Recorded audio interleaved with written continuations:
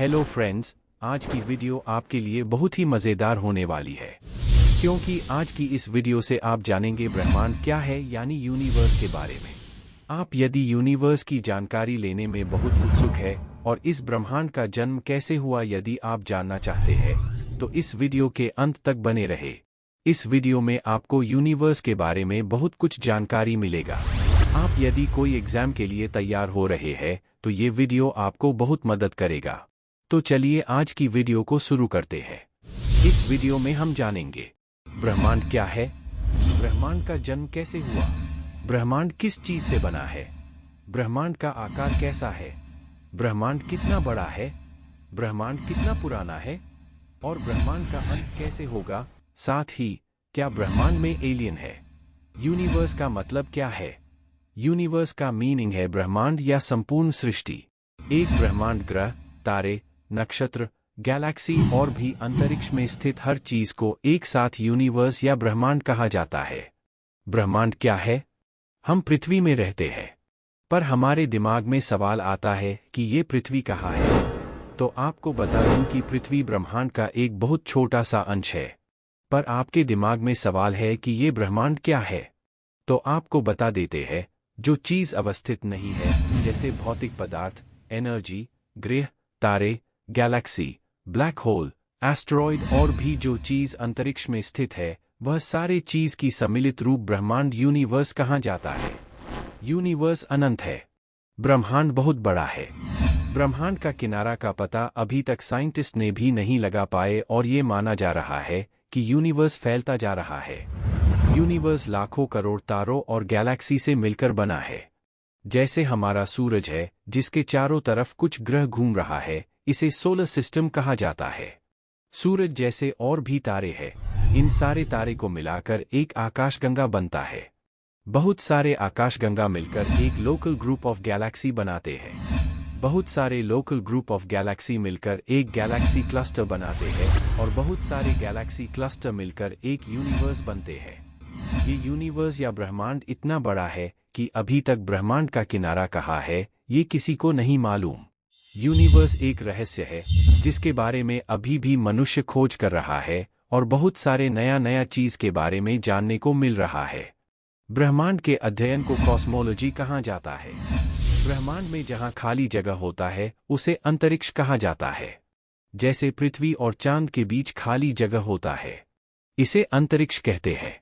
ब्रह्मांड का जन्म कैसे हुआ? ब्रह्मांड की उत्पत्ति को लेकर बहुत सारे सिद्धांत हैं। उनमें से बिग बैंग थ्योरी सबसे पॉपुलर और सबसे ज्यादा मान्य थ्योरी है। बिग बैंग थ्योरी को विज्ञानी जॉर्ज लेमैत्रे ने 1927 में दिया था। बिग बैंग थ्योरी के मुताबिक यूनिवर्स का जन्म एक छोटे से बिंदु से हुआ। आज से लगभग 13.6 अरब साल पहले की बात है। जब ब्रह्मांड का उत्पत्ति नहीं हुआ था, तब कुछ भी नहीं था। न कोई ग्रह, न कोई तारे, कुछ भी नहीं थे। एक छोटे से बिंदु थे जो परमाणु से ज्यादा छोटा था। उसमें अनंत ऊर्जा समाहित थे। वह बिंदु बहुत गर्म था। एक समय उस बिंदु में एक बहुत बड़ा धमाका हुआ। उस धमाके से यूनिवर्स का जन्म हुआ। उस बिंदु की विस्फोट होने के बाद चारों तरफ वह बिंदु फैलने लगा। उस बिंदु की विस्फोट होने के बाद बिंदु में समाहित ऊर्जा और मैटर चारों तरफ फैल गया। ये इतने तेजी से हुआ कि हमारे समय भी छोटे पड़ जाते हैं। ये फैलाव अभी भी बना रहा। अभी भी ब्रह्मांड का स्पेस फैल रहा है, प्रकाश से भी तेज गति से। इस थ्योरी के मुताबिक उस बिंदु का जब विस्फोट हुआ, तब उस बिंदु की ऊर्जा प्रकाश के गति से भी तेज गति में फैला था। बिग बैंग के बाद चारों तरफ ऊर्जा से भर गया। उसके बाद ग्रेविटी का जन्म हुआ। ग्रेविटी के जन्म के बाद ब्रह्मांड का तापमान तेजी से कम होने लगा। ग्रेविटी के जन्म के बाद सबसे पहले बिग बैंग के 1 सेकंड बाद प्रोटॉन और न्यूट्रॉन जैसे कण अस्तित्व में आए। बिग बैंग के समय लाइट का भी जन्म हुआ था, पर वह लाइट एक जगह स्थिर था। फिर 400 मिलियन साल बाद जब इलेक्ट्रॉन और प्रोटॉन आपस में मिले, तब लाइट ने गति पकड़ी। तब से आज तक लाइट आगे बढ़ रहा है। फिर धीरे धीरे पदार्थ का जन्म हुआ। उसके बाद तारे, गैलेक्सी, ग्रह, उपग्रह का जन्म हुआ। इसी तरह यूनिवर्स का जन्म हुआ। ब्रह्मांड किस चीज से बना है? यूनिवर्स या ब्रह्मांड के बारे में जानने के समय आपके दिमाग में यह सवाल आया होगा कि ब्रह्मांड किस पदार्थ से बना है। तो आपको बता देता हूं कि ब्रह्मांड 3 चीज से बना है।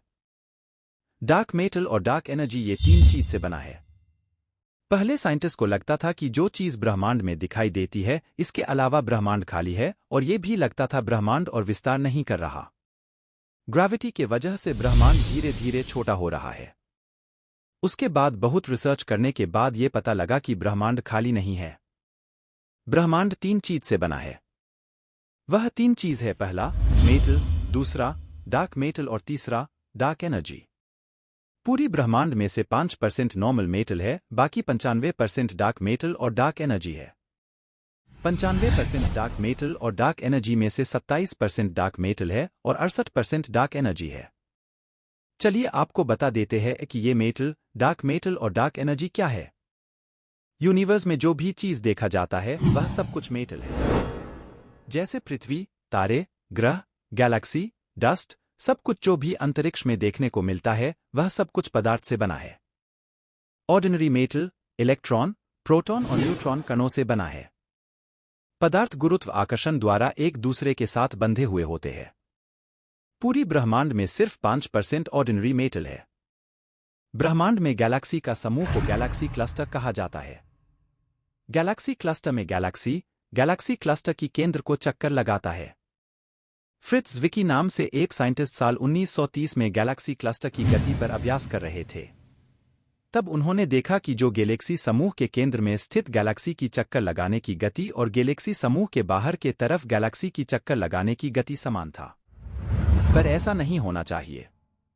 ऐसा होने पर बाहर की गैलेक्सी ज्यादा गति के वजह से गैलेक्सी समूह से बाहर निकल जाना चाहिए था। पर ऐसा नहीं हुआ। पर यह कैसे हो सकता है, इसका कोई उत्तर नहीं मिल रहा था। तब फ्रिट्ज विकी को लगा कि कोई ऐसा पदार्थ है जो इन गैलेक्सी को गैलेक्सी क्लस्टर से बांधे हुए है, पर इस पदार्थ को देखा नहीं जा सकता। इसलिए इसका नाम डार्क मेटल रख दिया गया। डार्क मेटल ब्रह्मांड की एक रहस्य है। इसके बारे में मनुष्य को ज्यादा जानकारी नहीं है। डार्क मेटल क्या है और किस चीज से बना है वह अभी तक किसी को नहीं पता। डार्क मेटल नॉर्मल मेटल से अलग है। डार्क मेटल नॉर्मल मेटल से कोई भी रिएक्शन नहीं करता। डार्क मेटल लाइट को भी रिफ्लेक्ट नहीं करता। इसलिए डार्क मेटल को नहीं देखा जा सकता और डार्क मेटल को छुआ भी नहीं जा सकता। डार्क मैटर ब्रह्मांड में 27% है। यह हर एक गैलेक्सी में है और ये गैलेक्सी को ब्रह्मांड में बांधे हुए रखने में मदद करते हैं। डार्क एनर्जी क्या है? वैज्ञानिकों ने 1998 में एक सुपरनोवा की परीक्षण के समय देखा कि सुपरनोवा को जितने दूर तक फैलना चाहिए उससे ज्यादा फैल गया। क्योंकि तब वैज्ञानिक का ये मानना था कि गुरुत्वाकर्षण के कारण ब्रह्मांड धीरे धीरे छोटा हो रहा है। पर इस सुपरनोवा की परीक्षण के बाद वैज्ञानिकों को ये पता चला कि ब्रह्मांड में गुरुत्वाकर्षण बल के अलावा और एक बल है जो ब्रह्मांड को फैलने में मदद कर रहा है। इसके बाद से वैज्ञानिकों को ये पता चला कि ब्रह्मांड अभी भी फैल रहा है और पहले से ज्यादा तेजी से फैल रहा है। ये बल ब्रह्मांड में 68% फैला हुआ है। पर वैज्ञानिकों को इस बल के बारे में ज्यादा पता नहीं है। सिर्फ ये पता है कि ये बल गुरुत्वाकर्षण से उल्टा काम करता है। मतलब गुरुत्वाकर्षण जैसे कोई भी चीज को अपने केंद्र के तरफ खींचता है, उसी प्रकार इसका उल्टा ये बल कोई भी चीज को अपने केंद्र से दूर भेजता है।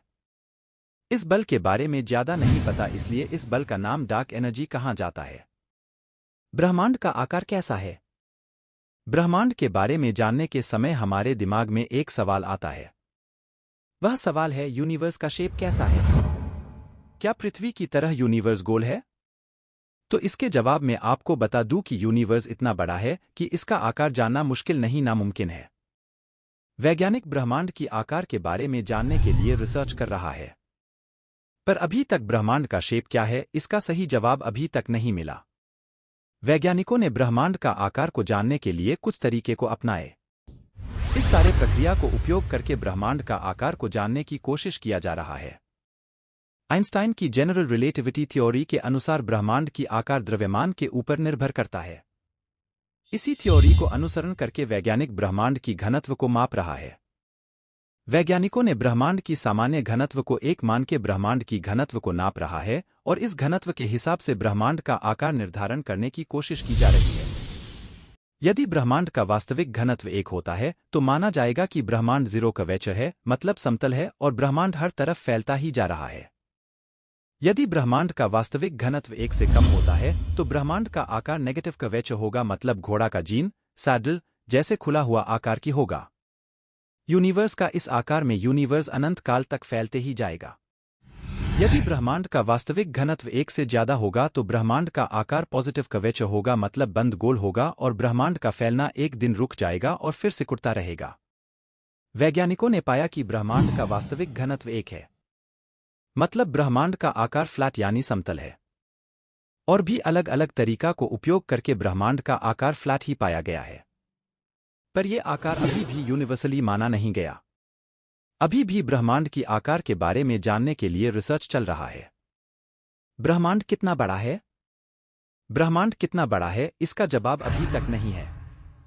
ब्रह्मांड को अनंत माना गया, पर वैज्ञानिक को ब्रह्मांड के जितने दूर तक का पता है उस ब्रह्मांड को ऑब्जर्वेबल यूनिवर्स कहा जाता है। वैज्ञानिकों ने इस ऑब्जर्वेबल यूनिवर्स को 92 बिलियन प्रकाश वर्ष बड़ा माना गया, क्योंकि ब्रह्मांड की इतनी दूरी तक ही मनुष्य ने देख पाया। 92 बिलियन प्रकाश वर्ष बाद यूनिवर्स कितना दूर तक फैला हुआ है या इसका कोई अंत भी है, ये अभी वैज्ञानिकों को भी नहीं पता। ब्रह्मांड कितना पुराना है? हमारा ब्रह्मांड 13.6 अरब वर्ष पुराना है, क्योंकि वैज्ञानिकों ने इतना पुरानी प्रकाश को निरीक्षण किया है।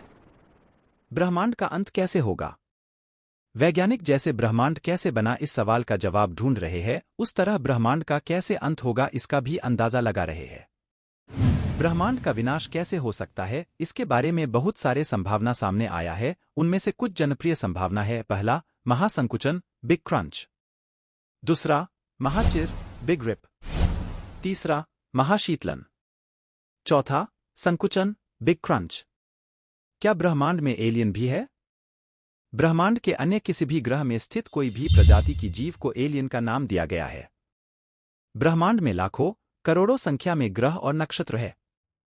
इनमें से कोई ग्रह में हमारे जैसे कोई न कोई जीव जरूर होना चाहिए, क्योंकि इस ब्रह्मांड में पृथ्वी में हम रहते हैं, उसी तरह अन्य कोई ग्रह में अन्य कोई जीव हो सकते हैं।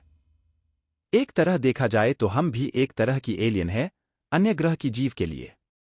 एलियन ऐसा नहीं कि मनुष्य की तरह ही होगा, हो सकता है अन्य कोई आकार का होगा।